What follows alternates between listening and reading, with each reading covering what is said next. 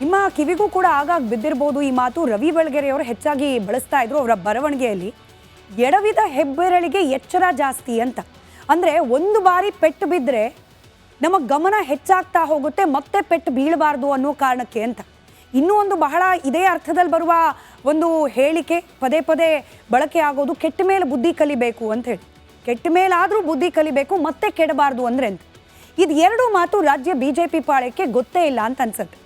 ಯಾಕೆ ಈ ಮಾತನ್ನು ಹೇಳ್ತಿದ್ದೀವಿ ಅಂತಂದರೆ, ಕಳೆದ ವಿಧಾನಸಭಾ ಚುನಾವಣೆಯ ಸಂದರ್ಭದಲ್ಲಾದ ಮರ್ಮಾಘಾತ, ಆಡಳಿತಾರೂಢ ಪಕ್ಷ ಅಂತ ಅನ್ನಿಸ್ಕೊಳ್ತಾ ಇದ್ದ BJP ವಿರೋಧ ಪಕ್ಷದ ಸ್ಥಾನ ಕುಸಿತು.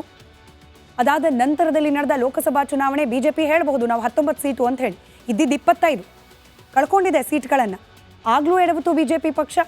ಇನ್ನು ಮೊನ್ನೆ ನಡೆದ 3 ಕ್ಷೇತ್ರಗಳ ಬೈ ಎಲೆಕ್ಷನ್, ಇದಕ್ಕೂ ಸಬೂಬು ಹೇಳ್ಬೋದು. ಆಡಳಿತಾರೂಢ ಪಕ್ಷಗಳಿಗೆ ಬೈ ಎಲೆಕ್ಷನ್ನಲ್ಲಿ ಗೆಲುವಿನ ಸಾಧ್ಯತೆಗಳು ಹೆಚ್ಚು ಅಂತ ಹೇಳಿ. ಆದರೆ 3ರಲ್ಲೂ ಮುಗ್ಗರಿಸ್ತು BJP. ಹೀಗೆ ಪದೇ ಪದೇ ಎಡವುತ್ತಾ ಇದ್ರೂ ಕೂಡ, ಕೆಡ್ತಾ ಇದ್ರೂ ಕೂಡ ಚುನಾವಣಾ ದೃಷ್ಟಿಯಿಂದ ಬುದ್ಧಿ ಕಲಿಯೋ ಲಕ್ಷಣಗಳು BJPಯಲ್ಲಿ ಕಂಡು ಬರ್ತಾ ಇಲ್ವಾ ಅಂತ ಹೇಳಿ. ಏಕ್ ಹೇ ತೋ ಸೇಫ್ ಅಂತ ಹೇಳಿ ರಾಷ್ಟ್ರೀಯ ಮಟ್ಟದಲ್ಲಿ ನಾಯಕರು ಬೊಬ್ಬೆ ಹೊಡಿತಿದ್ದಾರೆ. ಇಲ್ಲಿ ಏಕಾಗಿರಬೇಕು ಅನ್ನೋ ಕಿಂಚಿತ್ತು ಆಲೋಚನೆ ಕೂಡ ರಾಜ್ಯದ BJP ನಾಯಕರಲ್ಲಿ ಕಂಡು ಬಂದಂತೆ ಕಾಣ್ತಾ ಇಲ್ಲ. ಒಬ್ಬರ ಮೇಲೆ ಒಬ್ಬರು, ಮತ್ತೊಬ್ಬರು ಹೇಳಿಕೆಗಳ ಮೇಲೆ ಹೇಳಿಕೆಯನ್ನ ಕೊಡ್ತಾ ತಮಗೆ ಮಾತ್ರವಲ್ಲ, ವೈಯಕ್ತಿಕವಾಗಿ ತಮಗೆ ಮಾತ್ರವಲ್ಲ, ಪಕ್ಷಕ್ಕೂ ಕೂಡ ಡ್ಯಾಮೇಜ್ ಆಗ್ತಾ ಇದೆ ಅನ್ನೋದನ್ನ ಮರೆತು ವರ್ತಿಸ್ತಿದ್ದಾರೆ ರಾಜ್ಯ BJP ಘಟಕದ ನಾಯಕರುಗಳು. ಯತ್ನಾಳ್ ವರ್ಸಸ್ ವಿಜಯೇಂದ್ರ ಹಿಂಗೆ ಕರಿಬಾರ್ದಂತೆ. ಇದು ಯತ್ನಾಳ್ ವರ್ಸಸ್ ವಿಜಯೇಂದ್ರ ಅಲ್ಲವೇ ಅಲ್ಲ. ವಿಜಯೇಂದ್ರ ಅವರು ರಾಜ್ಯ ಘಟಕದ ಅಧ್ಯಕ್ಷರು. ಯತ್ನಾಳ್ ಅವರು ಏನು ಒಂದು 4 ಜನ ಇದ್ದಾರೆ. ರೇಣುಕಾಚಾರ್ಯ ಅವರು ಇವತ್ತು ನಮ್ಮ ಸ್ಟುಡಿಯೋಗೆ ಬಂದಾಗ ಹೇಳಿದ ಮಾತಿದು.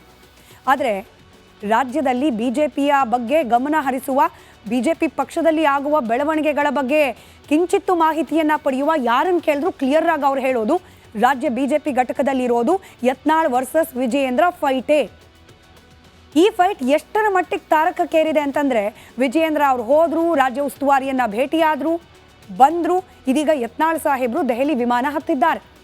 ಬಣ ಬಡಿದಾಟ ಅನ್ನೋದು ಅಕ್ಷರಶಃ ಮುಗಿಲು ಮುಟ್ತಾ ಇದ್ರು ಕೂಡ, ಇಷ್ಟೆಲ್ಲ ಬೆಳವಣಿಗೆಗಳಾಗ್ತಾ ಇದ್ರು ಕೂಡ ಹೈಕಮಾಂಡ್ ಮಾತ್ರ ಅದು ಯಾಕೋ BJPಯ ಹೈಕಮಾಂಡ್, ಶಿಸ್ತಿನ ಪಕ್ಷದ ಹೈಕಮಾಂಡ್ ಮಾತ್ರ ಕರ್ನಾಟಕದಲ್ಲಿ ಆಗ್ತಾ ಇರುವ ಬೆಳವಣಿಗೆಗಳಿಗೂ ನಮಗೂ ಸಂಬಂಧವೇ ಇಲ್ಲ, ಇವರನ್ನ ಕಂಟ್ರೋಲ್ ಮಾಡಿ ಹಾದಿಗೆ ತರಬೇಕಾಗಿರುವ ಹೊಣೆ ನಮ್ಮ ಹೆಗಲ ಮೇಲೆ ಇಲ್ಲ ಅನ್ನೋ ರೀತಿಯಲ್ಲಿ ಡಿಸೈಡ್ ಮಾಡಿಕೊಂಡು ಮೌನಕ್ಕೆ ಶರಣಾದಂತೆ ಕಾಣ್ತಾ ಇದೆ. ಇವತ್ತು ಕೂಡ ಸಾಕಷ್ಟು ಬೆಳವಣಿಗೆಗಳು BJPಯ ಬಣ ಬಡಿದಾಟಕ್ಕೆ ಸಂಬಂಧಪಟ್ಟಂತೆಯೇ ಆಗಿದೆ. ಆ ಕುರಿತಾದ ಒಂದು ರಿಪೋರ್ಟ್ ನಿಮ್ಮ ಮುಂದೆ.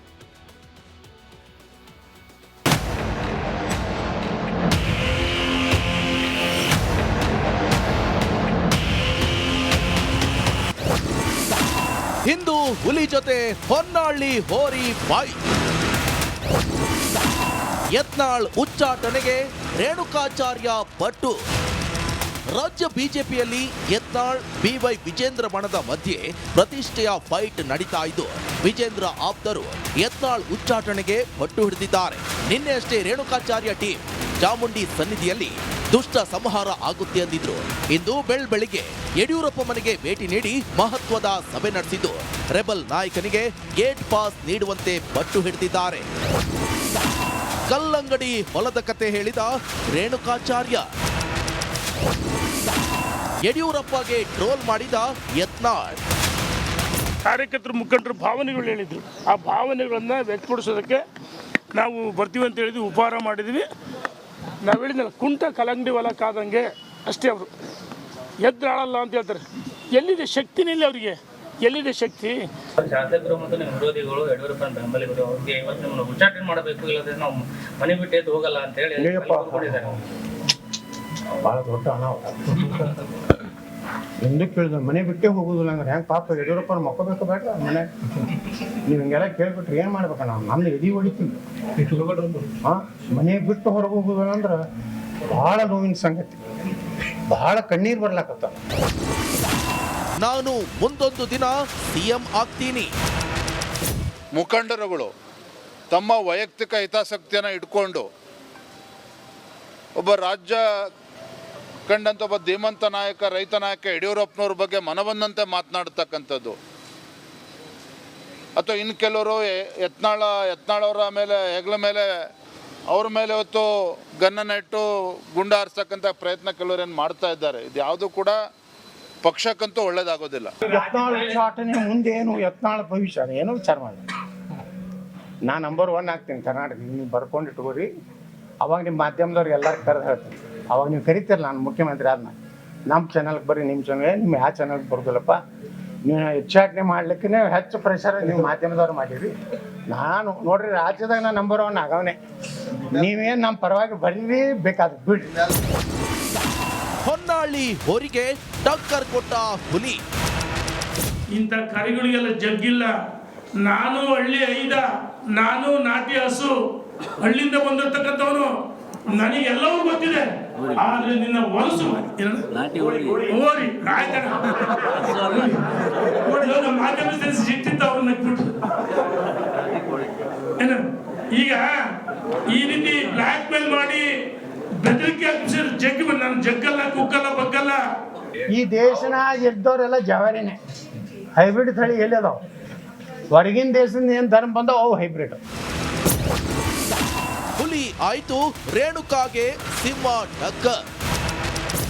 ಯಾರೋ ಅಪ್ರಸ್ತುತ ವ್ಯಕ್ತಿಗಳು, ಜನರಿಂದ ತಿರಸ್ಕೃತವಾಗಿ ತಿಪ್ಪೆ ಸೇರಿರುವಂತಹ ಕೊಳೆತು ನಾರ್ತಿರುವಂಥ ವ್ಯಕ್ತಿಗಳು ಏನೋ ಮಾತಾಡ್ತಿರ್ತಾರೆ.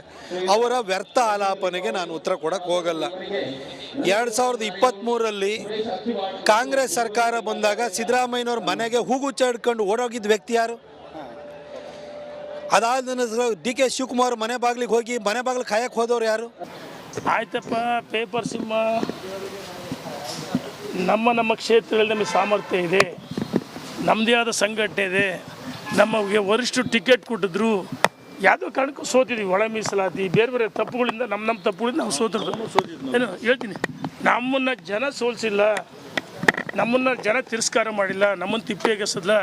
ನಾವು ಇವತ್ತು ರಾಜಕೀಯವಾಗಿ ಸಕ್ರಿಯವಾಗಿದ್ದೀವಿ. ನಾವು ಸೋತರು ಅಂದ ತಕ್ಷಣ ರಾಜಕೀಯ ಮುಗಿದೋಗಿದ್ದ? ನಮಗೆಲ್ಲ ಸಾಮರ್ಥ್ಯ ಇದೆ. ಜನ ಇವತ್ತು ನಮ್ಮನ್ನು ಇಷ್ಟಪಡ್ತಾರೆ. ಆದರೆ ನಿಮ್ಮಂಗೆ ಪೇಪರ್ ಸಿಂಹ ಅಲ್ಲ.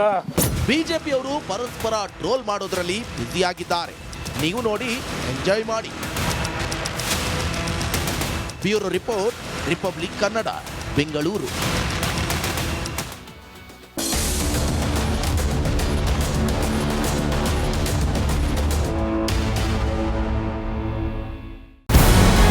ನಮಸ್ಕಾರ, ಕರ್ನಾಟಕ ಪ್ರೈಮ್ ಟೈಮ್ಗೆ ಸ್ವಾಗತ. ನಾನು ಜಯಪ್ರಕಾಶ್ ಶೆಟ್ಟಿ. ಇಡೀ ಕರ್ನಾಡು ಇವತ್ತು ರೆಬೆಲ್ ಆಗಿ ನಿಂತಿದೆ. ಈ ಹಗರಣಗಳನ್ನು ಸದನದಲ್ಲಿ ಪ್ರಸ್ತಾಪ ಮಾಡಲು ಕೂಡ ಕಾಂಗ್ರೆಸ್ ಹಿಂದೇಟು ಹಾಕಿದ್ದೇಕೆ? ನಿಮ್ಗೆ ಸಂಬಳ ಅದಕ್ಕೆ, ನಿಮಗೆ ವಾಹನ ಅದಕ್ಕೆ, ನಿಮಗೆ ವೆಪನ್ ಅದಕ್ಕೆ, ನೀವು ಅದನ್ನು ಸೆರೆ ಹಿಡಿಬೇಕಾಗಿದೆ. ನೀವು ವಿದ್ಯುತ್ ಬರ ಇದೆ ಅಂತ ಹೇಳ್ತಾ ಇದ್ದೀರಿ. ಎಲ್ಲಿ ಬರ ಇದೆ ನೀವು ಹೇಳಬೇಕು. ಪಾಕಿಸ್ತಾನ್ ಆಕ್ಯುಪೈಡ್ ಕಾಶ್ಮೀರ್ ಅದು ಎಂದೆಂದಿಗೂ ನಮ್ಮದು.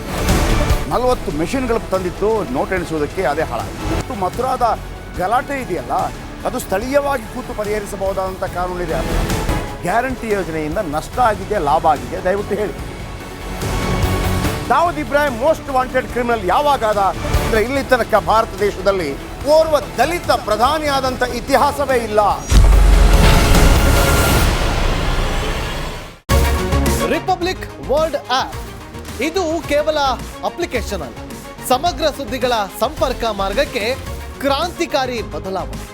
ರಿಪಬ್ಲಿಕ್ ವರ್ಲ್ಡ್ ಆಪ್ ಕೇವಲ ಸುದ್ದಿ ಅಪ್ಲಿಕೇಶನ್ ಅನ್ನ ಪರಿಚಯ ಮಾಡ್ತಾ ಇಲ್ಲ, ಬದಲಾಗಿ ಡಿಜಿಟಲ್ ಸುದ್ದಿ ಬಳಕೆಯ ಹೊಸ ಯುಗಕ್ಕೆ ನಾಂದಿ ಹಾಡ್ತಾ ಇದೆ. ಇದೊಂದು ಬ್ರೇಕಿಂಗ್ ನ್ಯೂಸ್, ಪ್ರಭಾವಶಾಲಿ ಕಾರ್ಯಕ್ರಮಗಳಿಗೆ ಗಟ್ಟಿಯಾದ ವೇದಿಕೆ. ರಿಪಬ್ಲಿಕ್ ವರ್ಲ್ಡ್ ಅಪ್ಲಿಕೇಶನ್ ಈಗ ಲೈವ್ ಆಗಿದೆ. ಗೂಗಲ್ ಪ್ಲೇ ಸ್ಟೋರ್ ಮತ್ತು ಆಪಲ್ ಆಪ್ ಸ್ಟೋರ್ ಎರಡರಲ್ಲೂ ಲಭ್ಯವಿದೆ. ಈಗಲೇ ಡೌನ್ಲೋಡ್ ಮಾಡಿ.